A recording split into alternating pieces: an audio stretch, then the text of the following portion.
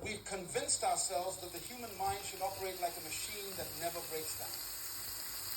The result is a generation of people calling themselves lazy when they're actually mentally exhausted from fighting a war that nobody else can see. Your procrastination isn't a character flaw. Your lack of motivation isn't a moral failure. Your inability to push through like you used to isn't weakness.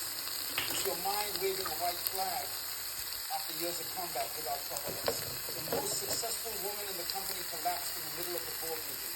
Not from a heart attack, not from physical exhaustion. She collapsed because her mind simply refused to carry her one more step. The paramedics found nothing wrong with her body. Her blood pressure was normal. Her heart was strong. But something inside her had broken down. Micro decisions. Each one taking a little bit of your mental energy. It doesn't stop there. Your mind is also processing emotions. It's dealing with that attitude you had yesterday. It's worrying about that presentation next week. It's trying to figure out how results that are coming your way. You might not be able to see the finish line yet, but trust that it's there. And the only way you're going to reach it is by taking one step at a time. So stop waiting for the perfect moment. Stop waiting for the stars to align or for someone to give you permission to start. Take that first step today, no matter how small it may seem, and then take another one tomorrow, and the day after that, and the day after that, and the day after that. Keep moving forward. They come from small, steady. Your mind stacks up like bricks in front of you. What if I fail? What if I'm not good enough? What if I'm not good enough? What if they're right and I don't have what it takes? Doubt can shadows of your insecurities, reflections of your fears. And fear is temporary.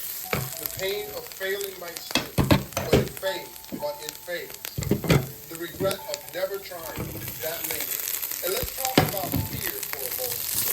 Fear is the most insidious part of that wall. It will masquerade as caution, as common sense, as logic. It will tell you that you shouldn't take that risk, that you're not ready, that there's too much to lose. But fear has one job, to keep you in your comfort zone. And your comfort zone, that's the very thing holding you back. Growth, progress, and you dragging yourself out of bed when all you want to do is hit today, to push a little harder, to go a little further, to keep going, even when there's no immediate reward in sight. And let me tell you something else. Consistency is not just about effort. It's about belief. You have to believe that the wall can be broken, because if you don't, you've already lost. If you approach that wall thinking it's too high, too strong, too tough to break through all, it's your insecurities, your fears, your excuses trying to convince you that it's okay to stop. But your commitment, you face, every obstacle you overcome makes that wall weaker, makes you stronger. And one day you'll look back and realize that the wall wasn't really there at all. It was just an illusion, a barrier you put up in your own mind that you see. The wall is a test. It's there to see how bad you really want it, to see if you're willing to go the distance, to endure the struggle, to keep moving forward when everything in you wants to quit.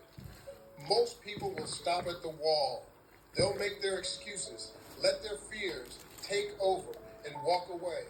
But you're not most people. If you were, you wouldn't be here. You wouldn't be here. You wouldn't be standing in front of that wall contemplating how to break through it. You'd already have turned around, but you haven't. Challenges you overcome. And that process is where you find your true strength.